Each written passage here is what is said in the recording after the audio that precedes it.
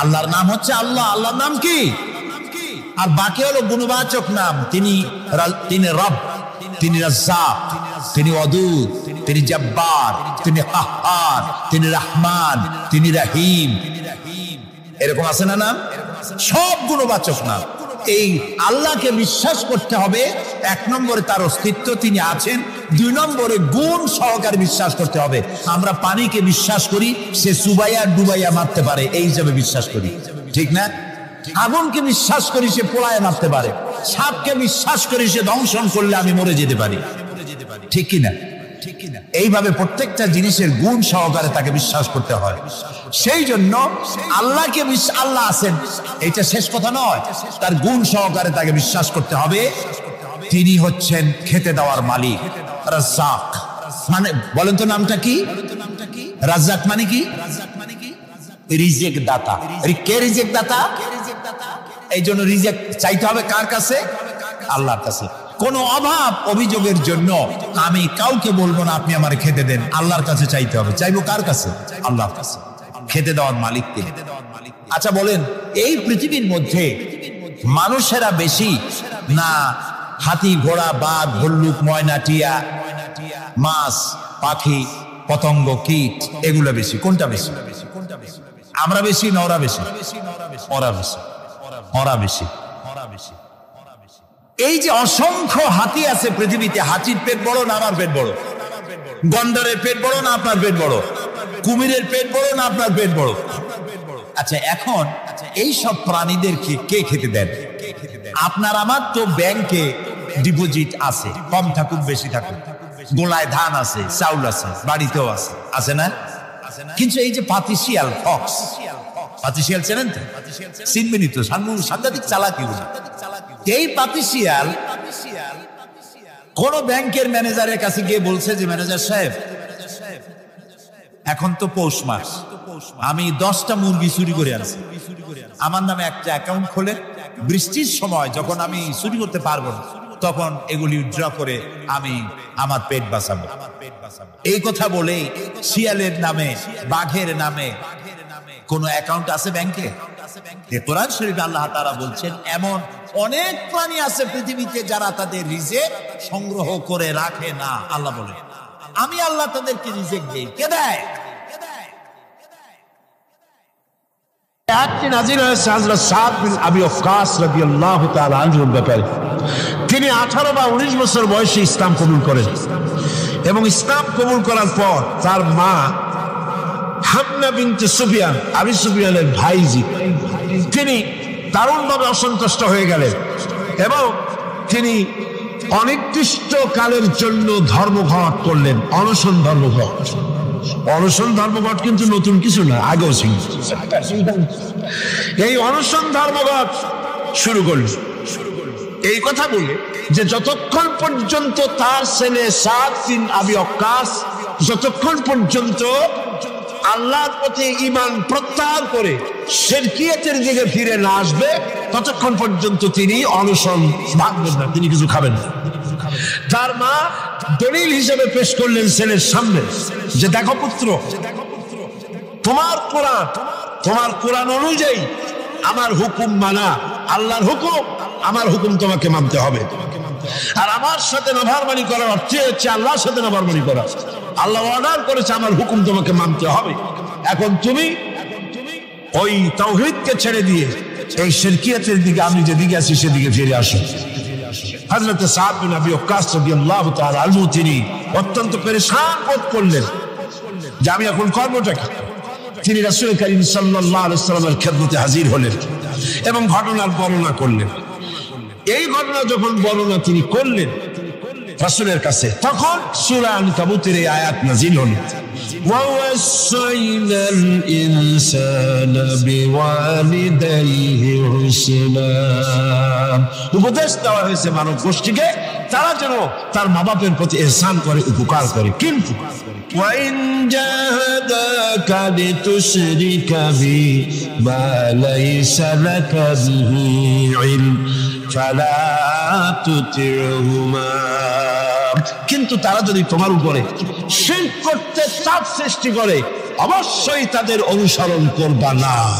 খবরদার, মা বাপ যদি আল্লাহর হুকুমের বাইরে যদি কিছু বলে, সেই হুকুম মা বাপের পালন করা, যারা বলে পালন করা যাবে না। কোন অবস্থাতেই মা বাপের সেই হুকুম পালন করা যাবে না। হযরতে আবু হুরায়রা রাদিয়াল্লাহু তাআলা আনহু ইসলাম গ্রহণ করার পর দীর্ঘদিন যাবত তার মা ইসলাম কবুল করেন নাই, বরং আবু হুরায়রা রাদিয়াল্লাহু তাআলা আনহুকে বড় জ্বালাইছিলেন। তিনি মায়ের পায়ে পড়েছেন, বড় অনুরোধ করেছেন, কোনো কিছুতে কাজ হয়নি। একদিন তিনি অনেক রাত করে বাড়িতে ফিরেছেন। মা তাকে প্রশ্ন করলেন, এত রাত কোথায় ছিলি? তিনি বললেন, আমি ছিলাম রাসূল করিম সাল্লাল্লাহু আলাইহি সাল্লামের কাছে। শোনা মাত্র মা তাকে খুব করে মারলেন, গলা ধাক্কা দিয়ে বাড়ি থেকে বের করে দিলেন। তিনি রাসূলুল্লাহর খেদমতে এসে কাঁদতে লাগলেন। আল্লাহ নবী বলেন, আবু হুরায়রা কাঁদো কেন?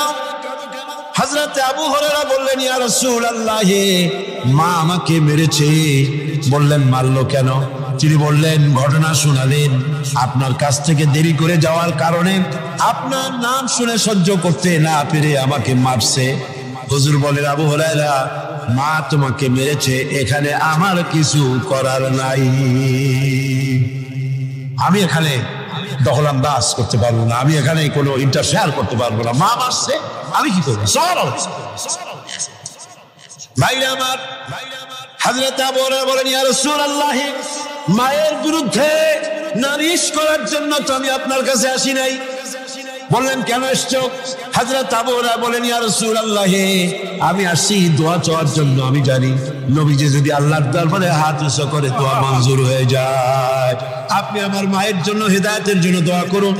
মা দুহাত তুলে দোয়া কর। আল্লাহর নবী তখন দুহাত উঁচু করে দোয়া করলেন, আল্লাহুম্মা ইহদি উম্মা আবি হুরায়রা, আয় আল্লাহ, আমি দোয়া করি আবু হুরায়রার মাকে তুমি হেদায়েত নসিব করে দাও। হযরত আবু হুরায়রা দৌড় দিলেন। কয়েকজন সাহাবী পিছন থেকে টেনে ধরলেন, দৌড়াও কেন? কোন বিপদ হলো নাকি? তিনি বললেন, না, কোনো বিপদ হয় নাই, তবে দৌড়াও কেন? তিনি বললেন, দৌড়াই এই কারণে, আমাকে যেতে দাও, বাড়ি পর্যন্ত আমি দৌড়াই যেতে চাই। আমি বাড়ি পর্যন্ত দৌড়াই গিয়ে দেখতে চাই। আমি দৌড়ে আমার বাড়িতে আগে পৌঁছলাম না, রাসূলুল্লাহর দোয়া আমি বাড়ি যাওয়ার আগে রাসূলের দোয়া আমার বাড়ি পর্যন্ত গেল নাকি? হযরতে আবু হুরায়রা রাদিয়াল্লাহু তাআলা আনহু তিনি বাড়িতে চলে গেলেন। দরজায় গিয়ে নক করলেন, ভেতর থেকে আওয়াজ এলো, কে? তিনি বললেন, মা, আমি আবু হুরায়রা এসেছি। মা বলছেন, আপু অপেক্ষা করো, দরজা খুলে দিতেছি। হযরতে আবু হুরায়রা তিনি বললেন, মায়ের গলার আওয়াজ দিয়েই আমি বুঝতে পারলাম আমি ঘরে আসার আগে রাসূলুল্লাহ তার দেশালায় পৌঁছে গেছে, দোয়া কবুল হয়ে গেছে। হযরতে আবু হুরায়রা বললেন, মা বেরিয়ে এলেন, গোসল করে এসেছেন। মা আমারে বললেন, বাবা, তোমাকে মারার পর আমি বড় অনুতপ্ত হয়েছি যে আমি মারলাম কেন?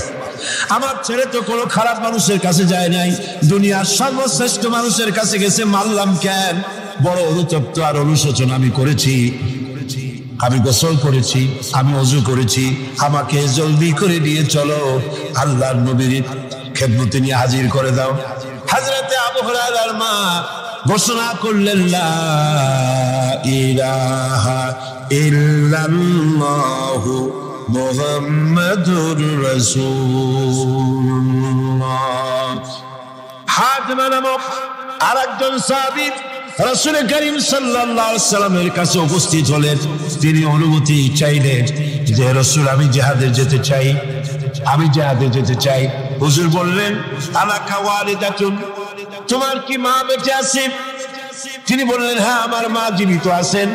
আল্লাহর নবী বললেন, ইযহাব ফাকরিমহা ফাইনাল জান্নাতা তাহতা রিজলাইহা।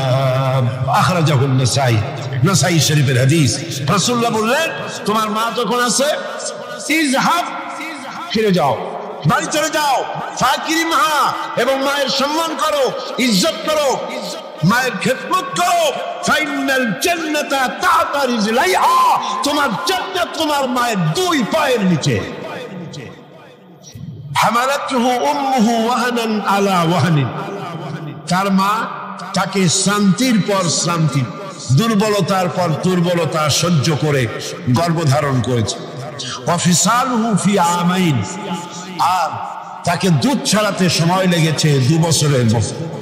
আনিশকুরনি, আমি এটা এই জন্য করেছি, তাকে উপদেশ এজন্য দিয়েছি যাতে করে সে আমার কৃতজ্ঞতা স্বীকার করতে পারে। ওয়ালে ওয়ালে দায়িকা, এবং তার পিতা মাতারও কৃতজ্ঞতা স্বীকার করতে পারে। ইলাইয়াল মাসির, আর তোমাদের সকলকেই আমার কাছে ফিরে আসতে হবে।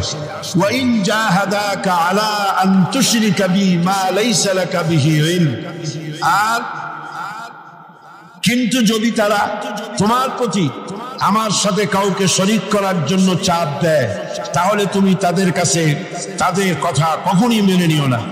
দুনিয়ায় তাদের সাথে সদাচরণ করতে থাকো, কিন্তু মেনে চলো কেবলমাত্র সেই ব্যক্তির পর যে আমার দিকে ফিরে এসেছে, এবং এরপর তোমাদের সবাইকে আমার দিকে ফিরে আসতে হবে, এবং সেদিন তোমরা যা কিছু করেছিলে সবকিছু তোমাদেরকে জানিয়ে দেওয়া হবে। এ হচ্ছে আয়াতে কারিমার শাব্দিক অর্থ। এবার আমরা এর ব্যাখ্যার দিকে এগিয়ে যেতে চাই। আল্লাহ পাক এই আয়াতের মধ্যে আমাদের জন্য কি রেখেছেন? আল্লাহ রাব্বুল আলামিন এখানে বলছেন ওয়াসাইনাল ইনসানা বিওয়ালিদাইহি, আল্লাহ পাক বলছেন আমি মানুষকে নসিহত করেছি, উপদেশ দিয়েছি, তারা যেন তাদের মা বাপের হককে যেন চিনে নেয়, যেন বুঝে নেয়। কারণ হলো মানুষের প্রধানতম দায়িত্ব হলো আল্লাহর উপরে ঈমান আনা, আর তারপরে দায়িত্ব হলো আল্লাহর উপরে ঈমান নিষ্ঠা আনুগত্য করার পরে পারিবারিক কর্তব্য পালন হলো প্রথম দায়িত্ব। আর সেই প্রথম দায়িত্বের শুরুতে উচ্চ স্থান হলো আল্লাহর পরে উচ্চ স্থান আল্লাহর পরে, আল্লাহ রাসূলের পরে সবচেয়ে উচ্চ স্থান কার? আল্লাহর আনুগত্যের পরে মা বাপের আনুগত্য যেন মানুষ করে। এজন্য আল্লাহ রাব্বুল আলামিন তিনি বলছেন وَقَضَى رَبُّكَ أَلَّا تَعْبُدُوا إِلَّا إِيَّاهُ وَبِالْوَالِدَيْنِ إِحْسَانًا, তোমার রবের পক্ষ থেকে এটা ফয়সালা হয়ে গিয়েছে, এটা চূড়ান্তভাবে ফয়সালা হয়েছে যে আমি আল্লাহর পরে, আমি আল্লাহর ইবাদতের পর এহসান করতে হবে, উপকার করতে হবে, ভালোবাসতে হবে, মহব্বত করতে হবে, এহসান করতে হবে মা বাপের। কার? সিল্লাপন কার? মা বাপের আনুগত্য করা, হুকুম মানে আল্লাহ পাক ফরজ করে। আল্লাহ পাক শিখালেন ইম্মা ইয়াবলুগান্নাল কিবারা আহাদুহুমা আও কিলাহুমা ফালা তাকুল লাহুমা উফফিন ওয়ালা তানহারহুমা ওয়া কুল লাহুমা কাওলান কারীমা। আল্লাহ পাক বলছেন তাদের মধ্যে একজন অথবা উভয় তোমাদের সম্মুখে যখন বার্ধক্যে পৌঁছে যায়, তাহলে তাদেরকে তাদের সামনে এই সবটুকু পর্যন্ত বলো না, এবং তাদেরকে ভর্ৎসনা করো না, ধমকের স্বরে কথা বলো না, মাথা উঁচু করে ধমকের স্বরে চোখ রাঙায় কথা বলো না, বরং আদবের সাথে সম্মানের সাথে কথা বলো। সুবহানাল্লাহ। মা বাবার সাথে কেমনে কথা বলতে হবে আল্লাহ পাক শিখায় দিচ্ছেন। মা বাবার সঙ্গে কথা বলবা ভদ্রতার সাথে, সম্মানের সাথে, এবং তাদের সঙ্গে তাদের সাথে দোয়া করতে হবে আল্লাহ রাব্বুল আলামিনের কাছে। আল্লাহ পাক শিখাচ্ছেন ওয়াখফিদ লাহুমা জানাহাদ যুল্লি মিনার রাহমাত ওয়া কুর রাব্বিরহামহুমা কামা রাব্বায়ানি সাগীরা। হে পরওয়ারদিগার, এভাবে দোয়া করো। মা বাপ তাদের জন্য নরম এবং বিনীত হয়ে তাদের সামনে অবনত হও, করুণার ডানা বিছায়া দাও। মা বাবার জন্য কি করো? করুণার ডানা বিছায়া দাও, আর তাদের জন্য এইভাবে দোয়া করো, হে আমার রব, আমার শিশুকালে, আমার সহায়হীন সময়, আমার যখন কোনো উপায় ছিল না, পায়খানা করে বিছানায় পায়খানার ভিতরে পড়ে থাকতাম, সাফ করতে আমি পারি না, বলতেও পারি না, আমার ভাষা নাই, পেশাবের মধ্যে পৌষের শীতের রাতে পেশাবের মধ্যে পড়ে আছি, এত অসহায়, আমি না কাঁদলে কেউ আমার কাছেও আসে না, কথা বলতে পারি না। আমার অসহায় সময় আমার মা বাপ যেভাবে আমাকে স্নেহ করে লালন পালন করেছে, আমার মাবুদ অকৃত্রিম স্নেহ দিয়ে আমাকে যেভাবে লালন করেছে, আল্লাহ তুমি আমার মা বাপকে তোমার রহমতের করে লালন পালন করো। পড়েন সব আমার সাথে, রব্বিরহামহুমা কামা রাব্বায়ানি সগীরা। সবাই পড়েন, রব্বিরহামহুমা কামা রাব্বায়ানি সগীরা। আমার রব, আমার মা বাপের উপর রহমত করো, শান্তিতে রাখো।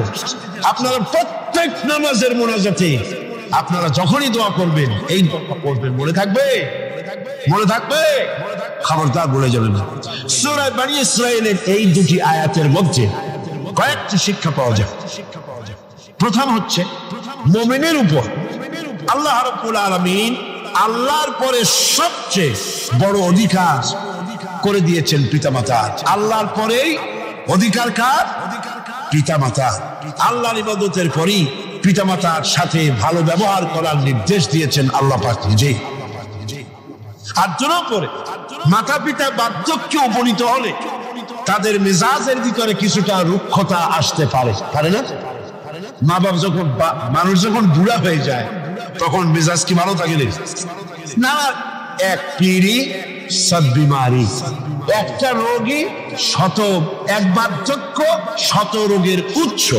নানান রকমের রোগ ব্যাধি আসে, কানে কম শোনে, স্বাস্থ্য ভালো না, মেজাজ খারাপ, এই জন্য তাদের মেজাজটা একটু রুক্ষ হয়ে যায়। সন্তান তাতে যেন বিরক্ত না হয়, খুশির সাথে বরদাস্ত করতে হবে, এমনকি ওহ শব্দটি বলা যাবে না। সুবহানাল্লাহ, আল্লাহ নিষেধ করছেন বরদাস্ত। অনেক লোক আছে, মা বাবা বুড়ো হয়ে গেছে, আর এই বুড়ো হয়ে যাওয়ার পর বিরক্ত হয়ে সন্তান বলতে থাকে, এই বুড়িটা মরে না কেন, বুড়াটা মরে না কেন? বলেন নাউজুবিল্লাহ, মরে না কেন? আমার বন্ধুগণ, কি করে এই কথা আপনার মুখ থেকে বেরোলো? আপনার কি মনে নাই, আপনি যখন ছোট ছিলেন তখন অসুস্থ হয়েছেন, টাইফয়েড হয়েছে, রোগ হয়েছে, ডাক্তারপত্র তেমন সেকালে পাওয়া যেত না, আপনার কাছে বসে ঘরে বৈদ্যুতিক লাইট নাই, কেরোসিনের আলো জ্বালায়া মা শিয়রে বসে বসে কোরআন শরীফ তেলাওয়াত করে আর চোখের পানি দর দর করে পড়তে থাকে। আখিরি রজনীতে মা দুহাত উঁচু করে রোগাক্রান্ত মৃত্যু শয্যায় শায়িত সন্তানের পাশে বসে দোয়া করে, রব্বুল আলামিন আমার জীবনের বিনিময়ে আমার সন্তানটার হায়াত দারাজ করে দাও। যেই মা এমন করে দোয়া করে সন্তানের জন্য, সেই সন্তান বোর কথা মতো অথবা নিজেই মায়ের মেজাজ খারাপ দেখে বলে, বুড়িটা মরে না কেন? নাউজুবিল্লাহ, আল্লাহ পাক বলছেন, মাতা পিতার মান মর্যাদার দিকে লক্ষ্য রাখো। সূরা বনী ইসরাঈলের আয়াতে এই শিক্ষা পাওয়া যায়, মান মর্যাদার ভিতরে উপরে লক্ষ্য রাখো, কারণ এখন আয় রোজগার করতে পারে না আগের মতো, তাদের অভিমান আসতে পারে, যখন যা প্রয়োজন সন্তানটা দেয় না। বউ একটা ঘরের মধ্যে দাজ্জাল মার্কা, চাইলেও পায় না, নানা রকম অসুবিধার কারণে মান অভিমান হতে পারে, গোসা হতে পারে। আল্লাহ নির্দেশ করছেন, সন্তান তুমি যেন মা বাপের সাথে রাগারাগি করবে না, মায়ের সাথে পিতার সাথে কোনো খারাপ ব্যবহার করবে না। কে নিষেধ করেছেন? বিনয়ের সাথে কথা বলো। আল্লাহ বলছেন মা বাবার সাথে কিভাবে কথা বলো? বিনয়ের সাথে, নরম সুরে, একান্ত অনুগত খাদেমের মতো কথা বলো। সুবহানাল্লাহ। পিতামাতার অসহায় এবং দুর্বল অবস্থায় তাদেরকে বেশি করে সম্মান করো, কারণ মনে রাখা দরকার তোমার হাজারো বিরক্তি সহ্য করেছে ছোটবেলায় তোমার মা বাবা, হাজার বিরক্তি সহ্য করেছে। কোলে উঠেছো, গাড়ি উঠেছো, পেশাব করেছো, পায়খানা করেছো, বিরক্তি সহ্য করে নাই মা? সহ্য করে নাই? হাজারো বিরক্তি সহ্য করেছে। এজন্য আল্লাহ পাক বান্দাকে স্মরণ করে দিয়েছেন, বান্দারে মা বাপের জন্য দোয়া করবি, রব্বিরহামহুমা কামা রাব্বায়ানি সগীরা। এই দায়িত্ব কে দিলেন? কে দিলেন? এখন আপনি যেন দায় সারার জন্য, আল্লাহ দায়িত্ব দিছে বলে আপনি দায় সারার মতো মায়ের একটু কাপড় দিলেন, বাপের একটু জামা দিলেন, 2-5টা টাকা দিলেন, দায় সারার জন্য দিচ্ছেন না অন্তরের মহব্বত দিয়ে দিচ্ছেন? এটা দেখছেন কে? দেখেন আল্লাহ কি বলছে, রব্বুকুম আ'লামু বিমা ফি নুফুসিকুম ইন তাকুনু সালিহিনা ফাইন্নাহু কানা লিল আওয়াবিনা গফুরা। তোমার রব কিন্তু জানেন যে তুমি কি দায় সারা গোছের কাজ করছো, না আমার অর্পিত দায়িত্ব হিসেবে তুমি তোমার মাকে সম্মান করছো, টাকা দিচ্ছ, পিতাকে সম্মান করছো। আমি দেখতে পাচ্ছি। তবে আল্লাহ পাক তওবাকারীকে ভালোবাসেন, সালিহিনদেরকে ভালোবাসেন, আর আল্লাহ পাক হচ্ছেন গফুর, যিনি হচ্ছেন ক্ষমাশীল। দায়িত্ব পালন হিসেবে মহব্বত দিয়ে, ভালোবাসা দিয়ে, শ্রদ্ধা দিয়ে তোমার মা বাপের খেদমত করবে, দায় সারা গোছের জন্য না হয়। কারণ এককালে তুমি ছেলে যাদের মুখভেদ কি, ভালো করে শোনেন, এককালে আমরা সবাই মা বাপের মুখোমুখি ছিলাম না? বলেন ছিলাম না? এককালে তুমি যাদের মুখোমুখি ছিলে তারা আজ তোমার মুখোমুখি হয়ে গেছে। আবার সময় আসবে যখন আমরাও আমাদের সন্তানদের মুখোমুখি হয়ে যাব। তিলকাল আইয়ামু নুদাবিলুহা বাইনান নাস। এটাই হলো ইতিহাস, এরকমই হবে। দাদা বসেছিল পুকুর পাড়ে গোসল করবে, একেবারে কুজো হইয়া হাঁটু মাথার উপর উঠে গেছে। নাতি কাছে গিয়ে বলছে, দাদা বর্ষিটা কত দিয়ে কিনছো? দাদা তো বর্ষির মতো কুজো হয়ে গেছে। দাদা রসিকতা বুঝতে পেরেছেন। দাদা বলছেন, ভাই কেনা লাগবে না, সময় আসলে তুমিও একটা ফ্রি পাবা। কাজে আজকে আমরা এক সময় অসহায় ছিলাম, মা বাপ আমাদেরকে যত্ন করে পালন করেছে। আজ তারা অসহায়, তুমি তাদেরকে যদি মর্যাদা দাও, তুমি যখন অসহায় হবে তোমার সন্তান তোমাকে অবশ্যই মর্যাদা দেবে। সূরা বাকারায় একটি আয়াতে আল্লাহ রাব্বুল আলামিন এভাবে বলেছেন, লা তা'বুদুনা ইল্লাল্লাহ ওয়া বিল ওয়ালিদাইনি ইহসানা। আল্লাহ ছাড়া কারো উপাসনা করো না এবং পিতামাতার সাথে অবশ্যই সদ্ব্যবহার করবে। সূরা বনী ইসরাঈলে বললেন, সূরা বাকারার মতো বলছে। এবার বলছে সূরা আনকাবুতে, وَوَصَّيْنَا الْإِنسَانَ بِوَالِدَيْهِ حُسْنًا। কত জায়গায় বলতেছেন আল্লাহ, আমি সমগ্র মানব মণ্ডলীকে তাদের পিতামাতার সাথে সদ্ব্যবহার করার জন্য উপদেশ দিচ্ছি, নির্দেশ দিচ্ছি। পৃথিবীর সমস্ত মানুষকে, এখানে মুসলমান বলা হয় নাই, গোটা বিশ্বের মানব মণ্ডলীকে আল্লাহর পক্ষ থেকে নির্দেশ করা হচ্ছে মা বাপের প্রতি শ্রদ্ধাশীল হও। সূরা কাহফে বলা হয়েছে, وَوَصَّيْنَا الْإِنسَانَ بِوَالِدَيْهِ إِحْسَانًا حَمَلَتْهُ أُمُّهُ كُرْهًا وَوَضَعَتْهُ كُرْهًا وَحَمْلُهُ وَفِصَالُهُ 30 شهرا।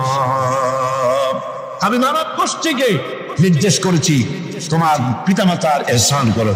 তোমার মা তোমাকে গর্ভে ধারণ করেছে অত্যন্ত কষ্টের সাথে, আর ডেলিভারিও করেছে অত্যন্ত কষ্টের সাথে, আর 30টি মাস ধরে নিজের বুকের দুগ্ধ দিয়ে খাওয়াইয়া তোমার মানুষ করছে। খবরদার মা বাবার সঙ্গে নাফরমানি করো।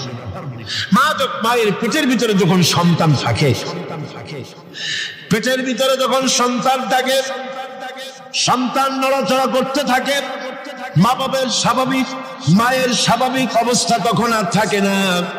লক্ষ্য করেন, মায়ের স্বাভাবিক অবস্থা থাকে না, ক্ষুধা কম হয়ে যায়, খেতে পারে না, মাথা ঘুরাতে থাকে, শরীরের ভিতরে একটা অস্বাভাবিক অবস্থা বিরাজ করে, তার মাসিক অসুখটা বন্ধ হয়ে যায়। আল্লাহ রাব্বুল আলামিন তাকে খাওয়াবার জন্য, পেটের ভিতরে সন্তান বড় হচ্ছে, এই সন্তান খাবে কি, সেজন্য আল্লাহ রাব্বুল আলামিন মায়ের নাভির সঙ্গে আর সন্তানের নাভির সঙ্গে একটা তার লাগায় দিয়া মায়ের মাসিক রক্তগুলি এগুলি সন্তানের শরীরের ভিতরে, সন্তানের শরীরকে দিয়ে আল্লাহ পাক বড় বানায় দেন। আর মা তখন দুর্বল হতে থাকে। এই সময় মাকে সবচাইতে বেশি ভালো খাবার দেওয়া উচিত। আমার দেশে মানুষেরা বোঝে না, পৃথিবীতে অপুষ্টি জনিত রোগে সবচাইতে ভোগে পৃথিবীর মধ্যে নারী, সব নারী, মেয়ে লোকেরা। সবচাইতে অপুষ্টি জনিত রোগে কারা ভোগে? মেয়ে লোকেরা। সেদিকে আপনাদের লক্ষ্য রাখা দরকার। আপনার সন্তান ধারণ করেছে, আপনার বংশকে রক্ষা করার দায়িত্ব পালন করছে স্ত্রী। তার সন্তান, তার পেটে যখন সন্তান এসেছে তখন তাকে ভিটামিন খেতে দিতে হবে, ক্যালসিয়াম খেতে দিতে হবে, দুধ খেতে দিতে হবে, মাছ খেতে দিতে হবে, শাক খেতে দিতে হবে, গোশত খেতে দিতে হবে, ভালো ভালো খাবার তাকে দিতে হবে। এটা দেওয়া দায়িত্ব আপনি। তার রক্তগুলি সব সন্তানের মধ্যে চলে যাচ্ছে। এখন দেখুন আল্লাহ রাব্বুল আলামিন কি করছেন, রক্তগুলি নাভির ভিতর থেকে, পাইপের মধ্য থেকে শরীরের মধ্যে আল্লাহ দিয়ে দিচ্ছেন। মুখের মধ্যে দিয়ে আল্লাহ খাওয়ার নাই, মুখটাকে আল্লাহ পাক পবিত্র রেখে দিলেন, যাতে করে দুনিয়া আসার পরে বান্দা যেন ওই পবিত্র মুখ দিয়ে আল্লাহ রাব্বুল আলামিনের নামের জিকির করতে পারে। দুনিয়ায় যখন আসলো, সন্তান যখন দুনিয়া আসলো, লাইনটা কেটে গেল। কয়টা লাইন ছিল? বোঝেন না কথা? মার পেটের মধ্যে লাইন ছিল কয়টা খাবারে? একটা লাইন ছিল। যখন দুনিয়া আসলো সঙ্গে সঙ্গে লাইনটা কেটে দেওয়া হলো। দাত্রীতে কাটুক, নার্সে কাটুক, ডাক্তারে কাটুক, লাইনটা তার কেটে দেওয়া হলো। খাবারের লাইন ছিল, লাইন কাটা। এখন কি খাবে? দেখুন আল্লাহ রাব্বুল আলামিনের কুদরত কত। মায়ের খেদমত কেন করবেন? পেটের মধ্যে বসে তার রক্ত খেয়েছেন, তার রক্ত দিয়ে আপনার শরীর বড় হয়েছে। আর দুনিয়া আসার পর যখন একটা লাইন কেটে দেওয়া হলো, লাইন একটা কেটে গেল, আল্লাহ পাক বুকের মধ্য দিয়া মায়ের বাচ্চার মুখের মধ্যে ডবল লাইন চালু করে দিলেন। ডবল লাইন চালু করে দিয়েছেন, দুধ এসে গিয়েছে। এই দুধ সৃষ্টি করেছেন কে? সন্তান। ক্ষুধা লাগলে বলে চাইতে পারে না, বলতে পারে না। আল্লাহ রাব্বুল আলামিন মায়ের কলিজার ভিতরে এমন আকর্ষণ দিয়েছেন সন্তানের প্রতি। সন্তান যখনই ক্ষুধা লাগে, সন্তান কাঁদতে থাকে, আর কান্নার আওয়াজে মায়ের কলিজার ভিতরে অসহ্য বেদনা শুরু হয়ে যায়, সন্তানের প্রতি আকর্ষণ সৃষ্টি হয়ে যায়। যত কাজ থাকুক না কেন সব ফেলে দিয়ে মা দৌড়ে গিয়ে কলিজার টুকরা সন্তানকে বুকের সাথে জড়াইয়া ধরে। এজন্য বাচ্চা যখন গর্ভে থাকে, আল্লাহ নবী বলেছেন, আল মারআতু ইযা হামিলাত কানা লাহা আজরুস সাইমিল কাইম আল মুখবিতিল মুজাহিদ ফি সাবিলিল্লাহ। আল্লাহ পাকের নবী বলেন, মায়ের পেটে যখন সন্তান থাকে, এই সন্তান পেটে থাকার কারণে রাতের বেলা যে ঘুমাতে পারে না ঠিক মতো, সারা রাত দাঁড়ায় দাঁড়ায় ইবাদত করলে যত সওয়াব হইতো, আল্লাহ পাক মায়ের আমলনামায় সেই সওয়াব লিখে দেন। মা যে খেতে পারে না ঠিক মতো খেতে পারে না, এই জন্য 10টি মাস রোজা রাখতে পারে যে সওয়াব হতো মায়ের আমলনামায়, আল্লাহর নবী বলেন রোজার সওয়াব আল্লাহ পাক তার আমলনামায় লিখে দেন। সে যে কষ্ট বরদাস্ত করে, এই কষ্ট বরদাস্ত করার জন্য পেটে ধারণের কষ্ট আর ডেলিভারির কষ্ট করার কারণে পুরুষেরা জিহাদ করে যে সব পাবে, মা সন্তান পেটে ধরে ডেলিভারি করে সন্তান মানুষ করে সেই জিহাদের সব পাইয়া যাবে। জোরে বলেন সুবহানাল্লাহ। আমার বন্ধুগণ, এসব আল্লাহ পাক মানুষকে দান করেছেন। মা বাপের খেদমত করতে বলেছেন, মাকে ভুলে যেও না, মায়ের প্রতি শ্রদ্ধাশীল হও, মায়ের জন্য আল্লাহর কাছে দোয়া করো, আমার কাছে মা বাপের জন্য প্রার্থনা করো। রব্বির হামহুমা কামা রাব্বায়ানি সগীরা। পড়েন সবাই, রব্বির হামহুমা কামা রাব্বায়ানি সগীরা। আয় আল্লাহ, আমার মা বাপ যেমন স্নেহ করে আমাকে লালন পালন করেছে, তুমিও আমার মা বাপকে তোমার রহমতের করে লালন পালন করো। এখানে একটা জিনিস লক্ষ্য করো, হামালাতু উম্মুহু ওয়াহনান আলা ওয়াহনিন, ওয়াহনান আলা ওয়াহনিন।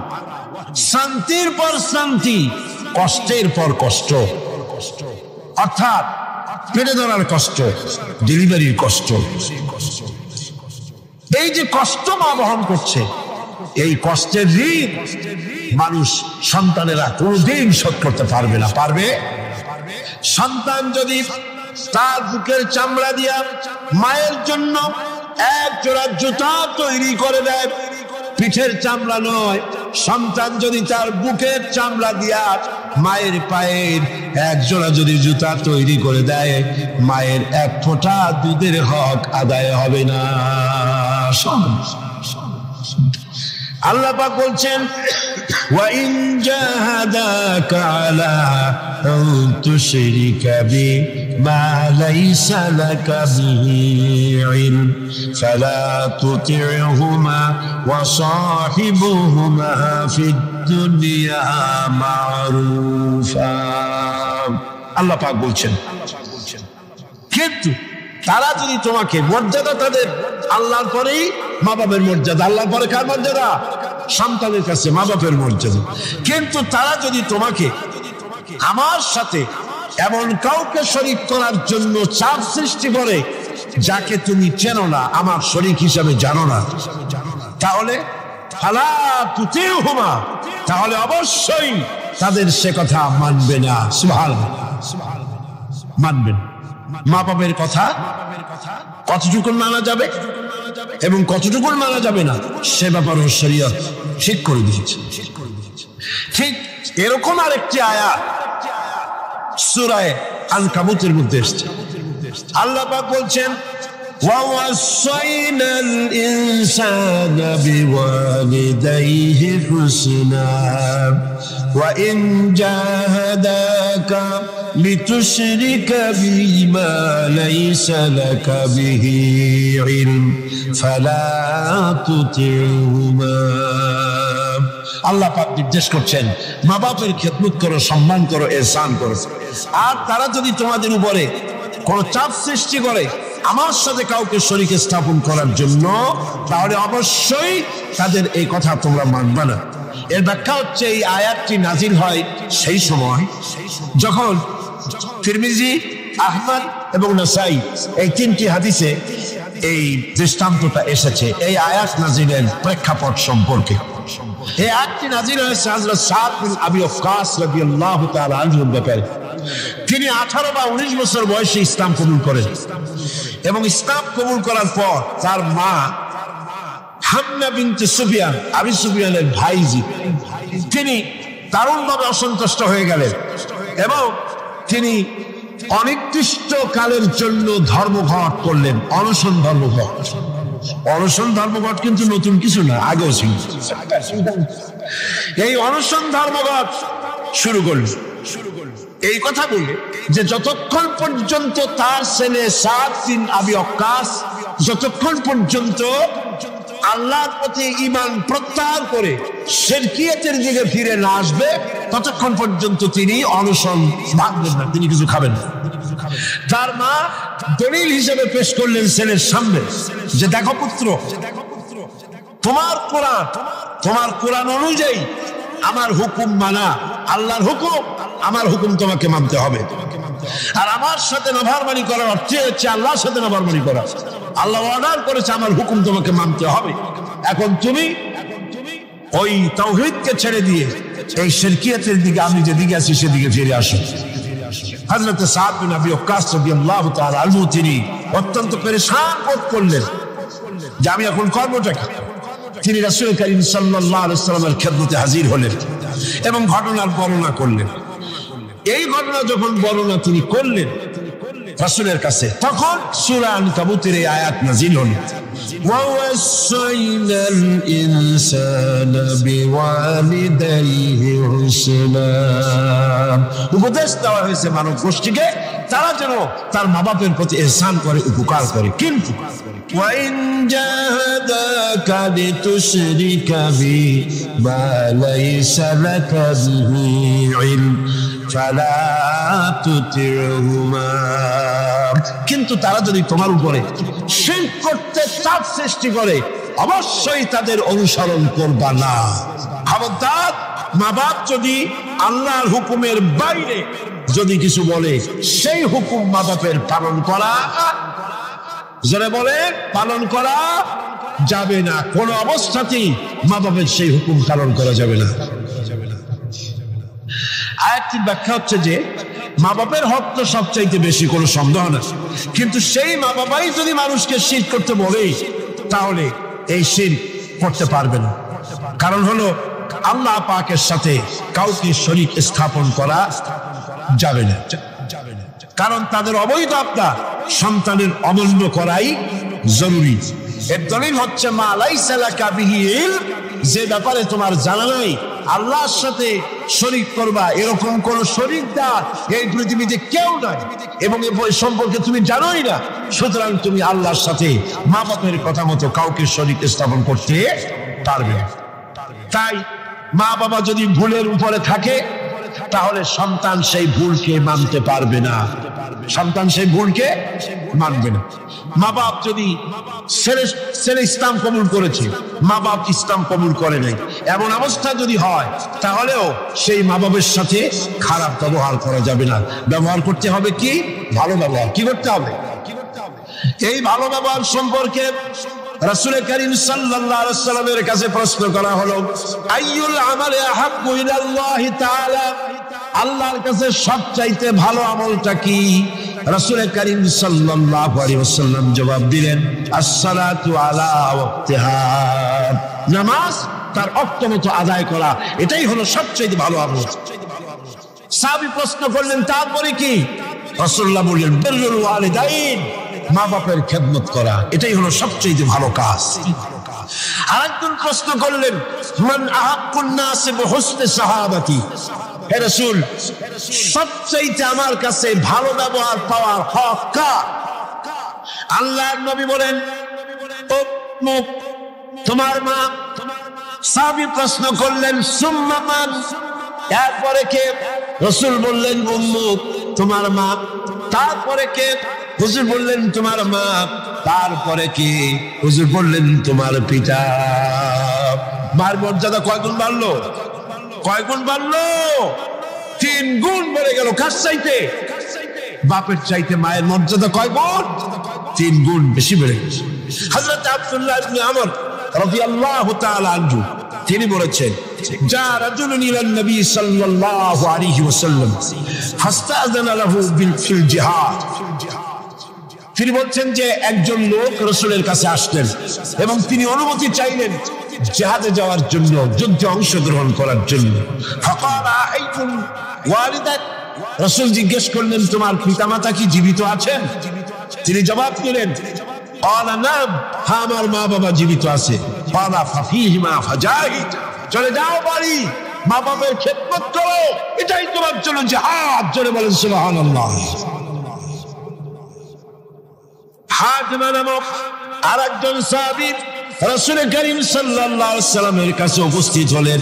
তিনি অনুমতি চাইলেন যে রাসূল আমি জিহাদে যেতে চাই, আমি জিহাদে যেতে চাই। হুজুর বললেন, আলাকা ওয়ালিদাতুন, তোমার কি মা বেঁচে আছে? তিনি বললেন, হ্যাঁ আমার মা জীবিত আছেন।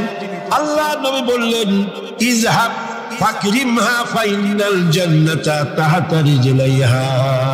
আখরাজাহু নাসাই, নাসাই শরীফের হাদিস। রাসূলুল্লাহ বললেন, তোমার মা যখন আছে, ইযহাব, ফিরে যাও, বাড়ি চলে যাও, ফাকরিমহা, এবং মায়ের সম্মান করো, ইজ্জত করো, মায়ের খেদমত করো, ফাইনাল জান্নাতা তাহতা রিজলাইহা, তোমার জান্নাত তোমার মায়ের দুই পায়ের নিচে। সুবহানাল্লাহ কইতে পারলেন না? পারলেন না জোরে সোরে সুবহানাল্লাহ বলতে?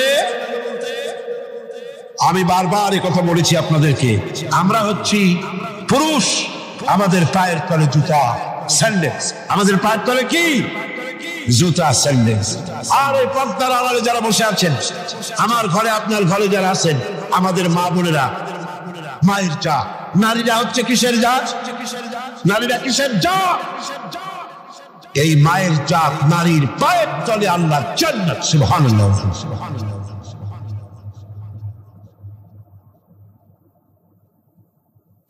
আল্লাহর নবী মসজিদে নববীর ভিতরে বসে আছেন, সাহাবায়ে কিরামদের নিয়ে। দেখা গেল একজন বুড়ি মেয়ে লোক প্রবেশ করেছেন। বুড়িকে আসতে দেখে নবীজি দাঁড়ায় গেছেন। সোজা কথা মনে করেন? আপনি কি কথাটা সহজ মনে করছেন? বিশ্বনবী, আল্লাহর পরে যার মর্যাদা, একটা বৃদ্ধ মেয়ে লোক দেখে দাঁড়ায় গেছেন তার সম্মানে। মেয়ে লোক এসেছেন, রাসূলুল্লাহ নিজের চাদর মোবারক বিছায় দিলেন। রাসূলের সেই মহিলার কথা শুনলেন। মহিলা বিদায় হওয়ার পর সাহাবায়ে কিরাম বললেন, ইয়া রাসূলুল্লাহ, বুঝতে পারলাম না ইনি কে। আল্লাহ নবী নিজের চাদর বিছায় দেয় এই মহিলাকে। নবীজি বললেন, জানো না, আমি আমার মায়ের স্নেহ তেমন কিছু পাই নাই।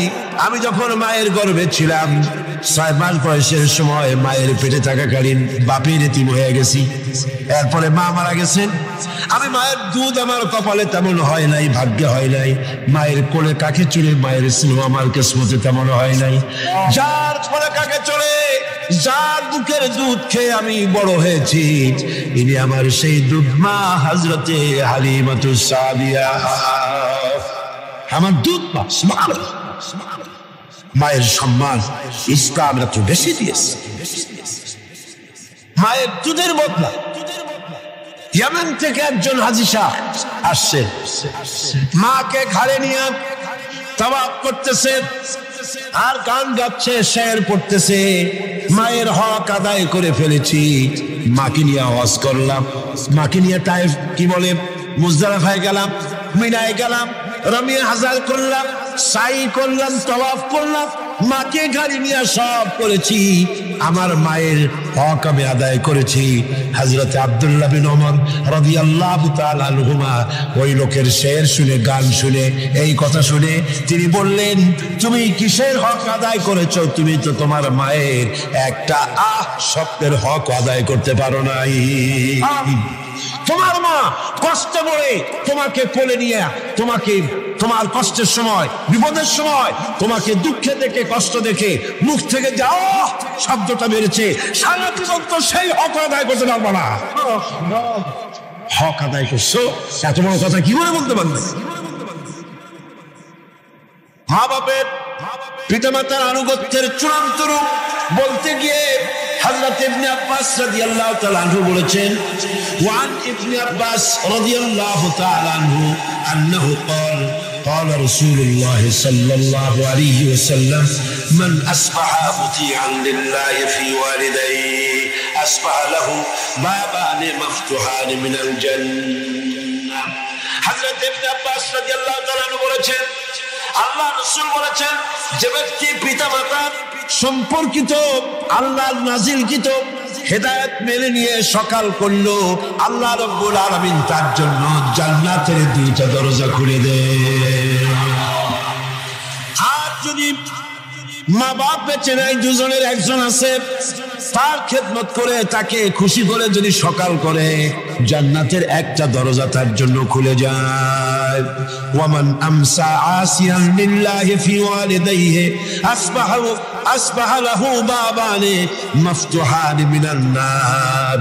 আর যদি মা বাপকে অসন্তুষ্ট করে আল্লাহ যে হুকুম করেছে সেই হুকুম অনুযায়ী মা বাবার খেদমত না করে মা বাবার সাথে নাফরমানি করে যে সন্ধ্যা করলো, নবীজি বলেন তার জন্য জাহান্নামের 2টা দরজা খোলা হয়ে যায়। মা বাবার দুজনের একজন যদি বেঁচে থাকে তাহলে মা বাবার দুজনের একজন যদি বেঁচে থাকে তাহলে তাকে যদি অসন্তুষ্ট করা হয় জাহান্নামের 1টা দরজা তার জন্য খোলা হয়ে যায়। সাহাবী প্রশ্ন করলেন, ক্বালা রাজুলুন ওয়া ইন যালামাহু, ক্বালা ওয়া ইন যালামাহু। 3বার রাসূলুল্লাহ বললেন, ওই ব্যক্তি জিজ্ঞেস করলেন, হুজুর মা বাপ যদি আমার উপর জুলুম করে? রাসূলুল্লাহ বলেন, জুলুম যদি করেও? তারপরে সে বলছে, যদি আমার উপরে জুলুম করে? হুজুর বলেন, জুলুম যদি করেও? আবার প্রশ্ন করলেন, আমার উপরে মা বাপ যদি জুলুম করে? রাসূলুল্লাহ বলেন, জুলুম যদি করেও খবরদার তুমি মা বাবার সাথে নাফরমানি করবা না। মা বাবার খেদমত করো, কপাল খুলে যাবে। কি খুলে যাবে? আমার বন্ধুগণ, হযরত ইবনে আব্বাস রাদিয়াল্লাহু তাআলা আনহু আরো বলেন, عن ابن عباس رضي الله تعالى عنه أن رسول الله صلى الله عليه وسلم قال من ولد باج ينظره إلى والديه نظرة رحمة إلا كتب الله بكل نظرة حجة। আল্লাহ নবী বলেন, হযরত ইবনে আব্বাস রাদিয়াল্লাহু তাআলা আনহু বর্ণনা করেছেন, রাসূলুল্লাহ বলেছেন, কেউ যদি তার মা বাপের দিকে যদি মহব্বতের নজরে ভালোবাসার নজরে যদি তাকায় তাহলে তার আমলনামায় একটা কবুল হজের সওয়াব আল্লাহ পাক আমলনামায় লিখে দিবেন। একজন প্রশ্ন করলেন, যদি এক সাহাবী প্রশ্ন করলেন, ইয়া রাসূলুল্লাহ, যদি কোন সন্তান তার মা বাবার দিকে দৈনিক 100 বার তাকায় তো কি হবে?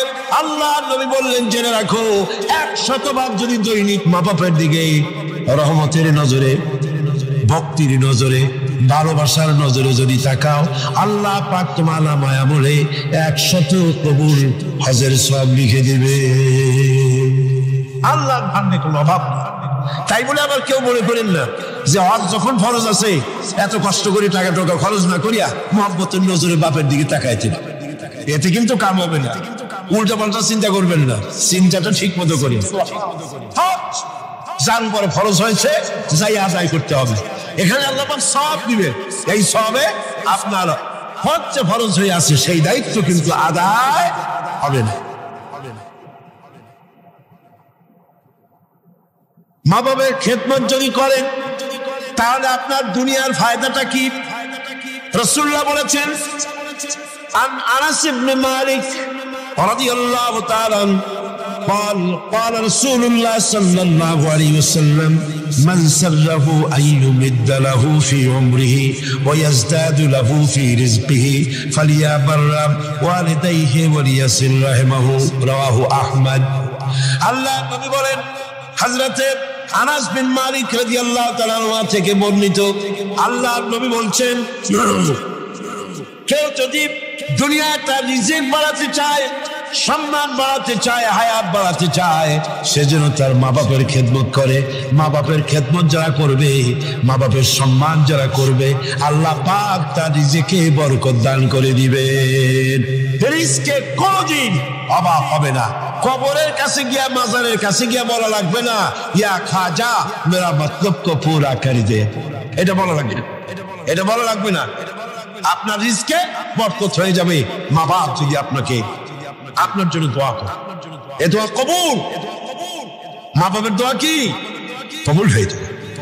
সুতরাং রাসূলুল্লাহ বলছেন, আল্লাহ নবী বলছেন, রিজকে বরকত হবে, সম্মান বৃদ্ধি পাতে হবে, অশান্তি হবে না, অসম্মান হবে না।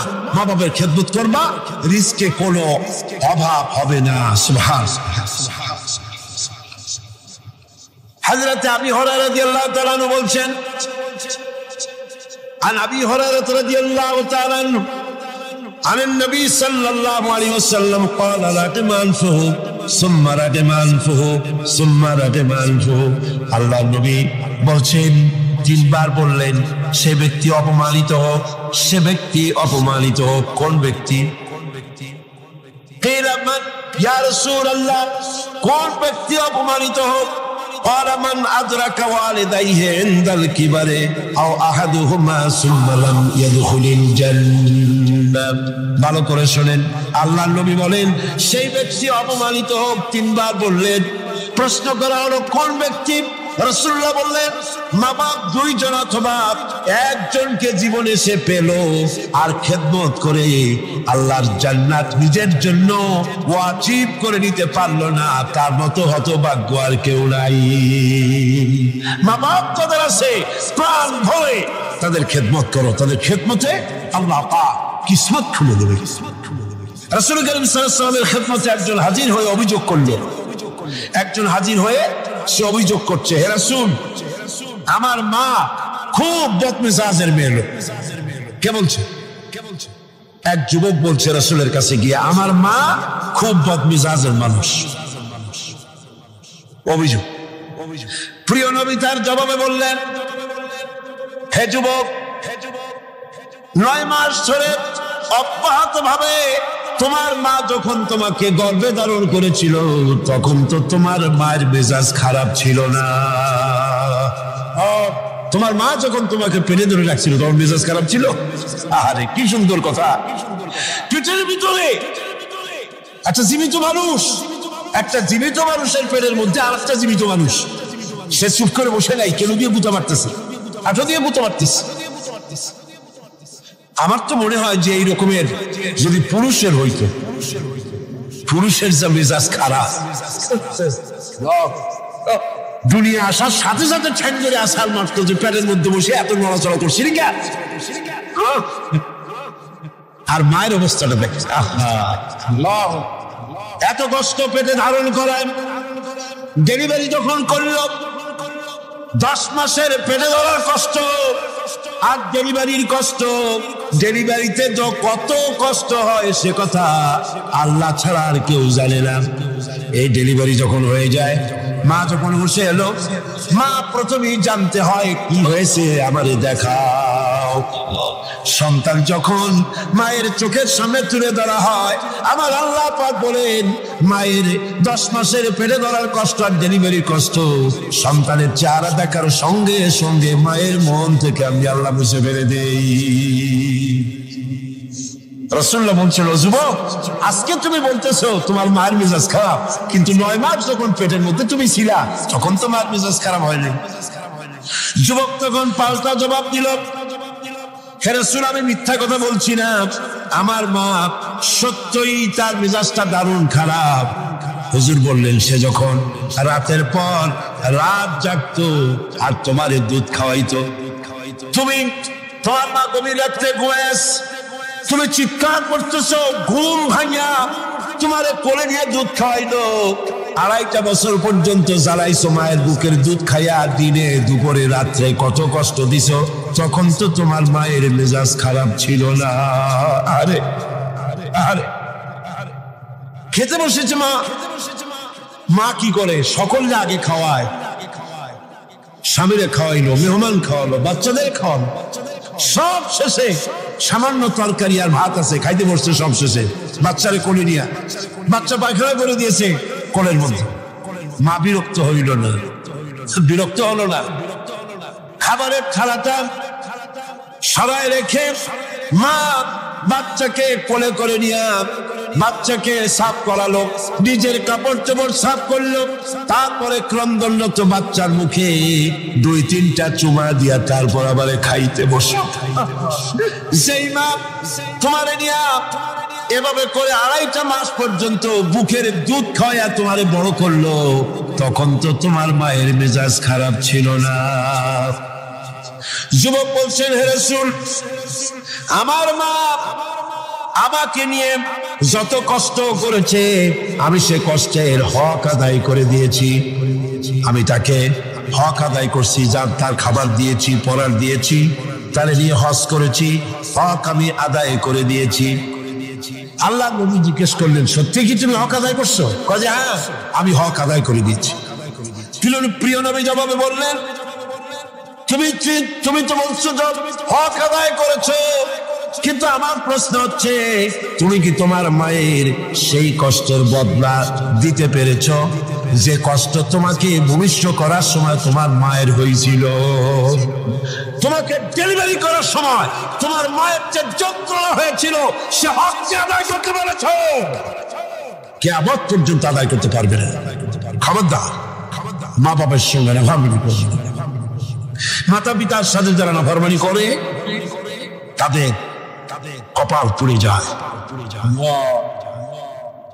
একজন প্রশ্ন করেছেন, হে রাসূল, আমার মা বাপ তো জীবিত নাই, আমি খেদমত কিভাবে করব? কিভাবে তাদের খেদমত করব? আমি তো বেয়াদবি করে ফেলেছি, অনেক নাফরমানি করেছি, করবো কি? এখন আমার উপায় কি? রাসূল করিম সাল্লাল্লাহু আলাইহি ওয়াসাল্লাম বলেছেন, এর জন্য উপায় আছে, 4টা পদ্ধতি আছে। 4 পদ্ধতিতে মা বাপের মৃত্যুর পরে তাদের খেদমত করা যায়। কয়টা পদ্ধতি মুখস্থ করেন। মা বাপের সাথে যারা নাফরমানি করেছেন অথবা করেন নাই, মা বাপ মরে গেছে, এখনো আপনার দায়িত্ব আছে। কয়টা? 4টা। খিসানুন আরবা, 4টা পদ্ধতি আছে। আদ-দুআউ লাহুমা ওয়াল ইস্তিগফারু লাহুমা ওয়াল ইনফাযু আহাদিহিমা ওয়া ইকরামু সাদীকিহিমা। 4টা পদ্ধতিতে মৃত্যু মা বাপের খেদমত আপনি করতে পারেন। 1 নম্বরে হলো তাদের জন্য দোয়া করেন, সূরা ফাতিহা পড়েন, সূরা ইখলাস পড়েন। 3 বার সূরা ইখলাস পড়বেন, 1 বার কোরআন শরীফ খতম করার সওয়াব হয়ে যাবে। 1 বার সূরা ইয়াসিন পড়বেন, 10 বার কোরআন শরীফ খতম করার সওয়াব আমলনামায় লাগা হয়ে যাবে। দরুদ শরীফ পড়েন, এগুলি পড়ে মা বাবার জন্য দোয়া করেন। আর বলেন, রব্বিরহামহুমা কামা রাব্বায়ানি সগীরা। মা বাবার জন্য দোয়া করেন। কয়টা পদ্ধতি? কয়টা? 1 নম্বরে হলো দোয়া করা। 2 নম্বরে ইস্তিগফার, মা বাবার জন্য ক্ষমা চাওয়া আল্লাহর কাছে। আল্লাহকে বলতে হবে, রব্বুল আলামিন, আমার মা বাপ মানুষ, অন্যায় করেছে, ভুল করেছে, গুনাহ করেছে, গুনাহ হইতে পারে। আল্লাহ তুমি দয়া করে আমার মা বাপের জিন্দেগির গুনাহ কথা মাফ করে দাও। বলেন আমিন। আরো বলতে হবে, আল্লাহ পাক, আমার মা বাপ জীবনে যত গুনাহ করেছে তাদের জীবনের সাইয়্যাত গুলি হাসানাত দিয়া তুমি বদলাইয়া দাও। তুমি যদি ইচ্ছা করো তাহলে তো আমার মা বাপ যে গুনাহ করছে এই গুনাহগুলি তুমি নেকির পাল্লায় নেক বলে উঠাই দিতে পারো। পারে না? পারে না? সেভাবে দোয়া করো। 3 নম্বরে তাদের ওয়াদা পূরণ করো। মা বাপ যে সব ওয়াদা করে গেছেন, পূরণ করতে পারেন নাই, মা বাপের ওয়াদাগুলি পূরণ করে দাও। 4 নম্বরে বাপের যেসব বন্ধু আছে, মায়ের যেসব বান্ধবী আছে, তাদের সঙ্গে সম্মানজনক আচরণ করো। মাঝে মধ্যে তাদেরকে হাদিয়া দিও। পিতার আত্মীয়দের, পিতার বন্ধুদের সাথে বাপের মতো শ্রদ্ধা করো, সম্মান করো। সুবহানাল্লাহ, সুবহানাল্লাহ। রাসূলকে প্রশ্ন করা হয়েছে, হুজুর, আমি তো অনেক গুনাহ করে ফেলছি, আমার উপায় কি? হুজুর বললেন, মায়ের খেদমত করো। শুনতেছেন কথা? শুনতেছেন? আমি অনেক গুনাহ করেছি, আমার উপায় কি? হুজুর বললেন, মায়ের খেদমত করো। তিনি বললেন, হুজুর, আমার তো মা বেঁচে নাই, এখন আমার উপায় কি? হুজুর কোন, যাও খালার খেদমত করো, মায়ের গন্ধ খালার গায়ে দিয়ে আসে। সুবহানাল্লাহ। ভাইরা আমার, মা বাবার সঙ্গে যারা দুর্ব্যবহার করে এই দুনিয়ায় তাদেরকে আল্লাহ রাব্বুল আলামিন শাস্তি দিবেন। আর পরকালের শাস্তি তো তাদের জন্য রয়েই গেছে। দুনিয়ার শাস্তিও আছে আর পরকালের শাস্তিও তাদের জন্য রয়ে গেছে। মা বাবার দোয়া অবশ্যই কবুল। 3 জনের দোয়া মুস্তাজাবুদ দাওয়া। 3 জন। কয়জন? 3 জন। পীর সাহেবের দোয়া, মৌলানা সাহেবের দোয়া, সুফি সাহেবের দোয়া কবুল হইতেও পারে, নাও হইতে পারে, কোনো গ্যারান্টি নেই। গ্যারান্টি হইতেও পারে, নাও হইতে। কিন্তু আল্লাহর নবী 3 জনকে গ্যারান্টি দিয়েছেন। মুসাফির, প্রবাসী, তার দোয়া কবুল হবে। যেমন পাকিস্তান থেকে যাবে আশরাফিয়ার মুহতামিম হযরত মাওলানা ফজলুর রহিম সাহেব এখানে উপস্থিত হয়েছেন, আসরের নামাজ পড়ছেন। প্রবাসী মুসাফিরের দোয়া কবুল হবে, বলেন সুবহানাল্লাহ। আবার মাজলুম ব্যক্তি, অত্যাচারিত ব্যক্তি যদি দোয়া করে আল্লাহ পাক তার দোয়া মঞ্জুর করে নেবেন। আর মা বাপ যদি সন্তানের জন্য দোয়া করে অবশ্যই সেই দোয়া কবুল হয়ে যাবে। অবশ্যই মা বাপের দোয়া কবুল, কোনো সন্দেহ নাই। লা শাক্কা ফি ওয়ালা রাইবা ফি। মা বাপ দোয়া করলে কবুল হবেই হবে। সুবহানাল্লাহ। এখন এই আয়াতের শেষ দিকে আল্লাহ পাক বলছেন ওয়ালা তুতিউহুমা ওয়া সাহিবুহুমা ফিদ দুনিয়া মারুফা। মা বাপ যদি মুশরিকা হয় তাহলে তাদের সাথে আচরণটা কিন্তু খারাপ করা যাবে না। কথা বুঝতে পেরেছেন?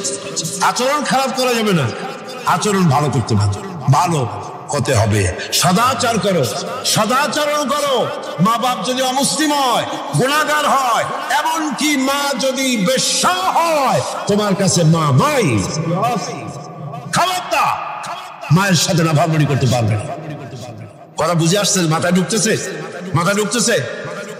এবার দেখুন হযরতে আসমা বিনতে আবি বকর রাদিয়াল্লাহু তাআলা আনহা, তিনি বলছেন আন আসমা বিনতে আবি বকর রাদিয়াল্লাহু তাআলা আনহা قالت قدمت علي امي وهي مشركه في عهد رسول الله صلى الله عليه وسلم। রাসূলুল্লাহর যুগে আমার মা মুশরিক অবস্থায় আমার বাড়ি আসলো। আমি প্রশ্ন করলাম, হে রাসূল, হে রাসূল, আমার মা আমার বাড়িতে আসছে, আমি কি তার সঙ্গে আত্মীয় জড়িত ব্যবহার করব নাকি? আমার মা হিসাবে তার সাথে আমি সেরকম ব্যবহার করব নাকি? অথচ তিনি ইসলামের প্রতি বেজার, আপনার প্রতি নাখোশ, আল্লাহর প্রতি নাখোশ, ইসলাম তিনি ভালোবাসেন না। আমার বাড়ি আসছে, আমি তার মেয়ে, আমি এখন তার খেদমত করা বা তার প্রতি ভালো ব্যবহার করা আমার জন্য কি রকম হবে আপনি বলেন? নবীজি বললেন, অবশ্যই তুমি তোমার মায়ের সাথে সম্মানজনক, আত্মীয়তাজনক, মায়ের সাথে সন্তান যেমন ব্যবহার করে সেই ব্যবহার করা লাগবে। মা মুশরিকা হতে পারে, ব্যবহার পাবে সে সন্তান যে ব্যবহার করা উচিত সেই ব্যবহারই পাবে।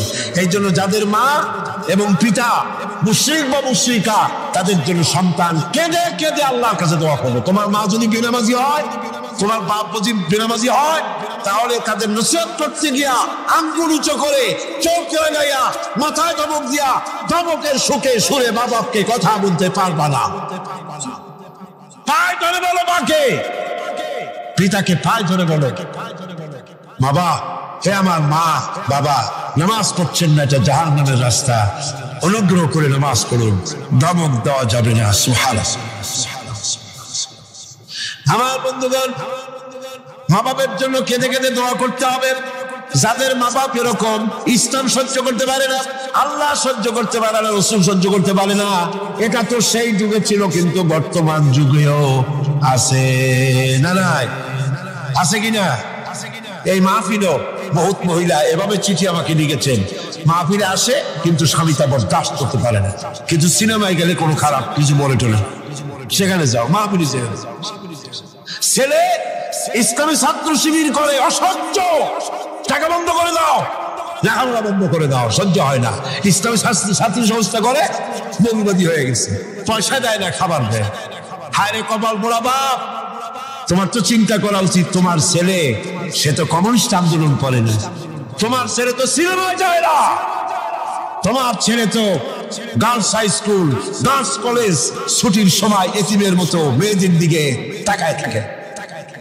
তোমার ছেলে মাস্তানি করে না, চাঁদাবাজি করে না, ইসলামী ছাত্র শিবির করে, ইসলামী ছাত্রী সংস্থা করে, পবিত্র সংগঠন করে। তুমি তো সেজদা দিয়ে কাঁদবা, আল্লাহ আমার ছেলে ভালো কাজ করতেছে। ঠিক কিনা? জোরে বলেন ঠিক কিনা? আমার বন্ধুগণ, মা বাবার জন্য দোয়া করতে হবে, মা বাবার জন্য দোয়া করতে হবে।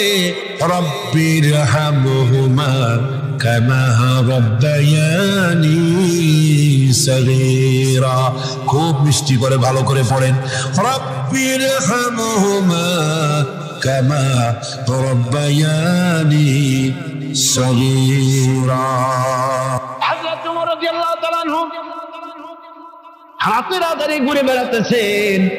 আমিরুল মুমিনিন নেতা কারে বলে দেখেন, রাতের আধারে ঘুরে বেড়াচ্ছেন, কোথায় কি হয় না হয়। মরুভূমির ভিতরে একটা তাঁবুর মধ্যে আলো জ্বলে, কাছে যে বাচ্চাদের কান্না শুনতে পেলেন, গিয়ে দেখছেন মা কি যেন রান্না করে আর বাচ্চারা কাঁদতেছে গভীর রাত্রে। আমিরুল মুমিনিন বলে, মেয়ে লোক, তুমি তো বড় নিষ্ঠুর, এত রাতে রান্না করো কেন? সকাল সকাল রাঁধতে পারো নাই কেন? সন্ধ্যার সময় খাওয়াই দিতে, বাচ্চাগুলি কাঁদতো না। মহিলা বলতেছে, পথিক তুমি কি? তোমার তো আমি চিনি না। আমি এই বাচ্চাগুলি, আমরা কিন্তু মদিনার লোক নই, আমরা মদিনার বাইরের লোক, এই দেশের লোক নাই, বাইরের থেকে এসেছি। মদিনার সরকারের কাছে কিছু পাবো, সাহায্য নেওয়ার জন্য এসেছি, কিন্তু মদিনার খলিফার কাছে এখনো যেতে পারি নাই। আমরা আজকে 3-4 দিন না খাওয়া রয়েছি, ক্ষুধার জ্বালায় বাচ্চারা কান্দে। আমি হাড়িতে কোনো খানা রান্না করি না, বাচ্চাদেরকে সান্ত্বনা দেওয়ার জন্য হাড়ির ভিতরে পানি আর পাথর দিয়ে নাড়াচাড়া করতেছি। আমিরুল মুমিনিন তার পায়ের তলা থেকে যেন মাটি খসে যাচ্ছে, ভয় হয়ে গেল, আল্লাহর ভয় তারই হয়ে গেল তার ভিতরে। বললেন, মা একটু অপেক্ষা করো, দেখি কিছু করতে পারি নাকি। দৌড়ে চলে গেলেন বাড়ি। বৃদ্ধ আসলামকে ডেকে বললেন, বাইতুল মালের দরজা খোলো, বস্তা নিয়ে আসো, আটা ঢুকাও, পেঁয়াজ ঢুকাও, রসুন ঢুকাও, তরি তরকারি ঢুকাও। ঢুকানো হয়ে গেল, বস্তা মুখ বান্ধ। আমিরুল মুমিনিন বলছেন, আসলাম এই বস্তাটারে এবার আমার মাথায় উঠাইয়া দাও। হযরত আসলাম বলেন, হুজুর এই বস্তা বহন করার জন্য আমি খাদিম তো হাজির আছি, আপনি নেবেন কেন? আমিরুল মুমিনিন বলছেন, দেখো যেই দৃশ্য আমি দেখে এসেছি, কিয়ামতে আমারে আসামি বানানো হবে, তোমারে বানানো হবে না, কাজী আমার বোঝা আমার মাথায় উঠাও। আটার বস্তা মাথায় নিয়ে অর্ধেকটা পৃথিবীর প্রেসিডেন্ট আমিরুল মুমিনিন দৌড়াচ্ছেন মরুভূমির ভিতরে। তাঁবুর ভিতরে ঢুকে বস্তা খুলে দিয়ে আটা বের করে দিলেন, রান্না করো। তরকারি নিজে কুটে সাহায্য করলেন, রান্না বান্না হয়ে গেল। এবার হযরত ওমর বাচ্চা দুইটাকে 2 উরুর উপরে নিয়ে রুটি ছিঁড়ে তরকারি মাখায় খাওয়াতে লাগলেন, আর বললেন, মা তুমি খাও। মহিলা খাচ্ছে। হঠাৎ করে মহিলার চোখ পড়েছে এই পথিকের দিকে, এই আগন্তুকের দিকে। তাকায় দেখে লোকটির চোখের পানি দাঁড়িয়ে ভিজে ভিজে পড়ছে। মহিলা বলতেছে, ও পথিক, তুমি কি? তোমার তো আমি চিনি না, তবে আমার মন বলে, তোমার ব্যবহার দেখে আমার মন বলে এই মদিনার সরকার আমিরুল মুমিনিন খলিফাতুল মুসলিমিন ওমর না হইয়া তোমার মতো মানুষ হলে বোধহয় ভালো হতো। হযরত ওমর নিজের পরিচয় দিয়ে নিজের বাহবা নিতে চাইলেন না। তিনি বললেন, মা তুমি আগামীকাল খলিফার দরবারে যাবে, সেখানে আমাকে তুমি দেখতে পাবে। পরের দিন মহিলা কষ্ট করে যখন দরবারে চলে গেছেন, যে দেখেন কি সর্বনাশ, রাত্রিবেলায় যিনি বোঝা বহন করে নিয়েছিলেন তিনিই তো খলিফা। মহিলার কাছে গিয়ে করজোড়ে দাঁড়ায় বলেন, আমিরুল মুমিনিন, রাতে আপনি আমার জন্য কষ্ট করেছেন, আমি বিরুদ্ধভাবে আপনার কাছে মাপ চাই, আমারে মাফ করে দেন। হযরত ওমর বলেন, মাপ উল্টা আমার কাছে মাপ চাইও না, তুমি বলার আগে আমি খোঁজ নিয়ে যে তোমার খাবার পৌঁছাইতে পারি নাই, এই জন্য কিয়ামতের দিন আল্লাহর দরবারে ওমরে আসামির কাতারে দাঁড় করাইও না। এই নেতা তৈরি করেছিলেন বিশ্বনবী জনাব মুহাম্মদ রাসূলুল্লাহ সাল্লাল্লাহু আলাইহি ওয়াসাল্লাম। সম্রাট আকবর নাম শোনেন না? কোথাকার প্রেসিডেন্ট? ভারতবর্ষে। কত বড় নাম করা ব্যক্তি, দ্বীন ইলাহি চালু করলো, তার নামে আল্লাহু আকবার চালু করলো। আল্লাহু আকবার বলতে যেন তারে বোঝানো হয়। জিল্লে ইলাহি বলে ঘোষণা করা লাগলো তাকে। তার সামনে মাথা নত করার ব্যবস্থা করে দিল, কুর্নিশের ব্যবস্থা করে দিল। হযরত মুজাদ্দিদ আল বিসানি রাহমাতুল্লাহ আলাইহি এর বিরোধিতা করলেন। বিরোধিতা করার পরে সম্রাট জাহাঙ্গীর তার জেলের মধ্যে ঢুকাই দিল। তাকে যখন দরবারে দাওয়াত দিয়েছিল, একটা গেট বানানো যাতে করে তার মাথা নিচু করে ঢোকা লাগে। আল্লাহর মাহবুব বান্দা মুজাদ্দিদ আল বিসানি রাহমাতুল্লাহ আলাইহি তিনি মনে করলেন এখানে গেটটা নিচু করা হয়েছে যাতে করে আমি মাথা নিচু করে ঢুকি, আর এটাই সে কুর্নিশ হিসেবে ধরে নেবে। তিনি মাথা নিচু করলেন না, মর্দে মুজাহিদ বাদশার দরবারে নিজের বাম পাখানা আগে ঢুকাইয়া দিলেন। এই অপরাধে তাকে কারারুদ্ধ করা হলো। জেলখানার ভিতরে তিনি আছেন। কয়েক মাস পরে জেলার সাহেব চিঠি লিখেছেন বাদশার কাছে, জাহাপানা জেল তো হয় চোরের জন্য, ডাকাতের জন্য, বদমাশদের জন্য, কারে পাঠাইলেন জেলখানায়? মুজাদ্দিদ আল বিসানি নামক যে ব্যক্তিকে জেলে পাঠিয়েছেন, তিনি আসার পরে কয়েক মাসে আমার জেলের মধ্যে চোর আর ডাকাত যা ছিল সব আল্লাহর ওলিতে পরিণত হয়ে গেছে। সম্রাট আকবর সেকেন্দ্রায় তার খবর রয়েছে, কেউ জিয়ারত করতে যায় না। মুজাদ্দিদ আল ফিসানি রহমাতুল্লাহ আলাইহি হযরতে খাজা মুঈনুদ্দিন চিশতি রহমাতুল্লাহ আলাইহির দরবারে আজও হাজার হাজার মানুষ কবরের কাছে জিয়ারত করতে যায়। দিনদার ইমানদার সৎকর্মশীল হলে আল্লাহ পাক তার মহব্বত মানুষের দিলের মধ্যে পয়দা করে দেন।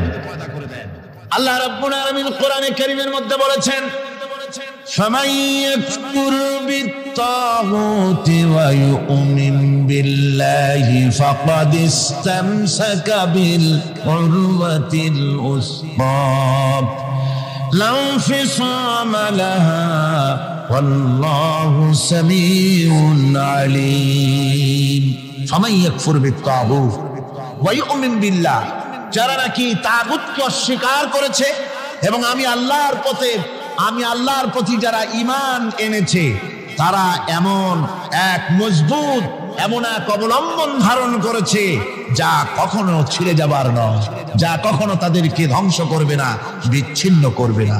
আর আল্লাহ হচ্ছেন মুমিনদের পৃষ্ঠপোষক। যারা ঈমান আনে তাদের পৃষ্ঠপোষক হচ্ছেন আল্লাহ পাক, তাদের সাহায্যকারী হচ্ছেন আল্লাহ পাক, তাদেরকে আল্লাহ পাক অন্ধকার থেকে আলোর দিকে নিয়ে আসেন। আল্লাহ পাক মুমিনদেরকে, মানুষদেরকে অন্ধকার থেকে কোথায় নিয়ে আসেন? আলোর দিকে। আর যারা নাকি কাফের, তাদের বন্ধু হচ্ছে তাগুত, তাদের সাহায্যকারী তাগুত, তাদেরকে এই তাগুতি শক্তি আলো থেকে অন্ধকারের দিকে নিয়ে যায়।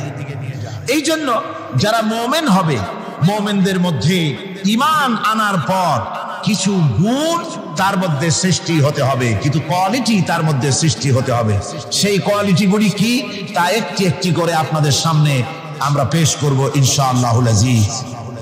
একটি মানুষ যখন মুমিন হয়, ঈমানদার হয়, তো মুমিন হওয়ার আগ পর্যন্ত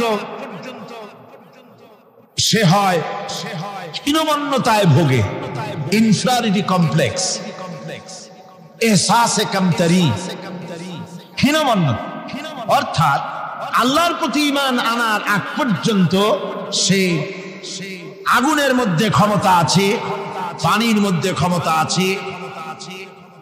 যখন সে ব্যক্তি ঈমান আনার পরে তার ভেতরে আত্মসম্ভ্রম পয়দা হয়ে যায়, শখসিয়তের পয়দা হয়ে যায়, তার ভিতরে এমন একটা আত্মমর্যাদা বোধ এসে যায় যে আমি যেগুলির সামনে মাথা নত করি আর শক্তি আছে বলে মনে করি, এগুলি তো আসলে কিছুই না, সব শক্তির মূল হতেছেন তো আল্লাহ রব্বুল আলামিন।